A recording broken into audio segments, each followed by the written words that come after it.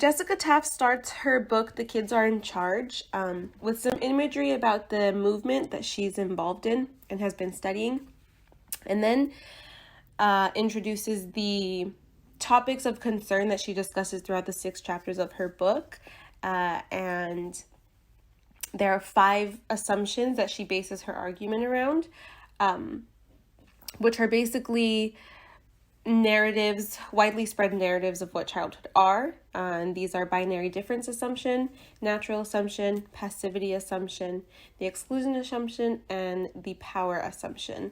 And she seeks to challenge these assumptions, first to make them visible, but also she wants readers to have a bit of suspicion about these truths that we kind of just accept as absolute, to hopefully change the intergenerational dynamics in different societies, as well as to impart critical scholarship, is what she calls it, by exploring different versions of emerging childhood.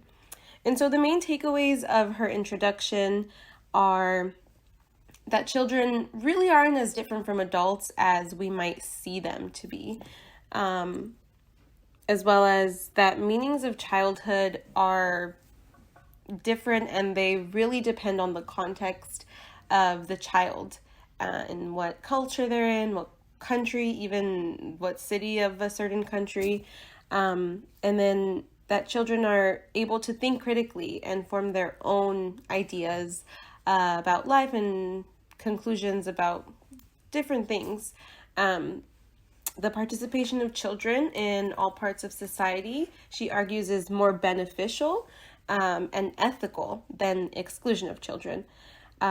Children have real dependencies, and she uses this caveat to remind us that just because we're talking about, making children, like giving them more rights, we also have to keep in mind that they are still children. And she talks about children having agency and that they should play an active role in their own lives. And this last bullet point, adults must analyze their own biases and question their perceptions of children.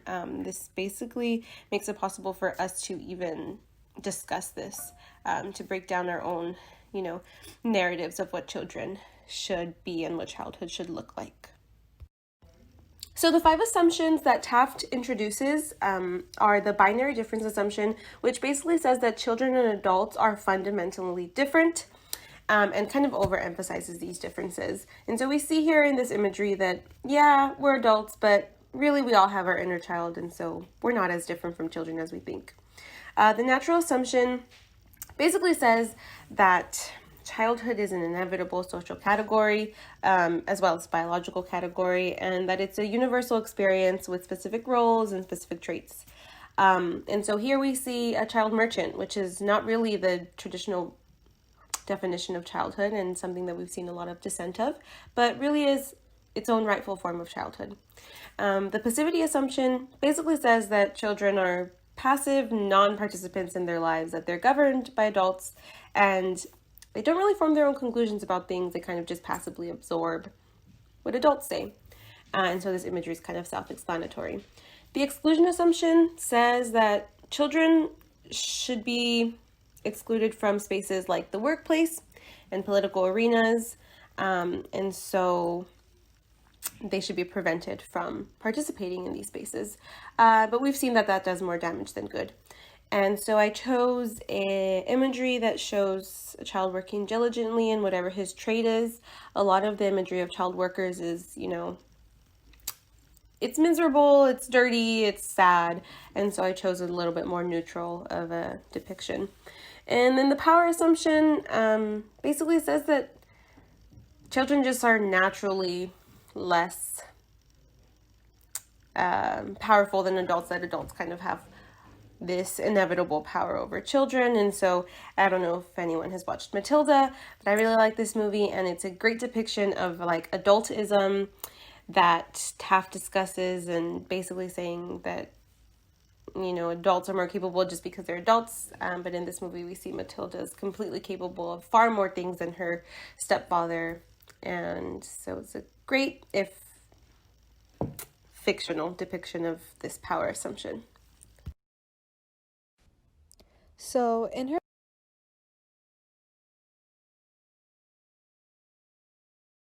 book, Jessica Taft discusses about Protagonismo and introduces its own distinctive theory of childhood created by the movement of working children. Participants call their way of thinking about children as a paradigm of children's protagonismo. The concept protagonismo emphasizes children's collective agency in political and social life, arguing that children are more than just a simple individual in a natural developmental stage. Protagonismo is seen as a form of belief, encouragement, and a right and a responsibility. It is usually discussed and referenced to during movement events and daily conversations as our protagonismo, practice protagonismo, and we are protagonists. Taft also mentions in her book Protagonismo Popular, as social scientists and analysts reference it when discussing groups who claim of a space as protagonists or main characters in a political scenes. Such groups are poor people, neighborhood groups, women's groups, unions, and indigenous groups. When analysts spoke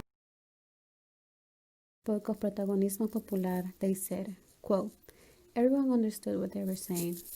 That it was the popular organization, the women in the barrios, the youth who were supporting the unions, who were involved in this, the public sector workers, the teachers. But if someone asks, but what is the definition of protagonismo?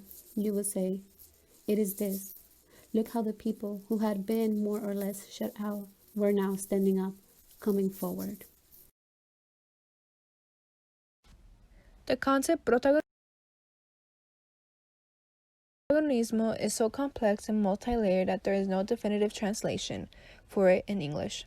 Key theorist Alejandro Kusianovic argues that the attempts in translating protagonismo will only erase historical lineage and contextual contributions that give it its complexity and depth. Taft's overall focus is to discuss how the concept had been used to redefine childhood as a social and political collective identity, and to fight for the acknowledgement of children as active subjects who deserve full participation in political life. Children's protagonismo see themselves as a social phenomena. They define childhood as a contested, socially constructed category with multiple meanings. Their goal is to challenge the natural assumption and to be acknowledged that they are more than just objects. They want the acknowledgement and for it to be understood that children are just like adults, that they share an essence. Children's nature is simply human nature. A main distinction that was made about protagonismo is that we are our own protagonists. The concept of protagonismo is to invoke the individual into becoming its own decision maker. In 1997, key theorist Alejandro Kusianovic discusses how protagonismo is simply recognizing the vocation of all social groups to think, suggest, and act with their own imagination, their own identity, and with the capacity for self-determination. To not be recognized as a protagonist or to be negated of one's protagonismo is an injurious act towards our dignity. The movement of working children is a fight for children's full humanity, their rights to liberation as subjects. The overall argument is to express how children are no less deserving and no less capable of self-determination than adults.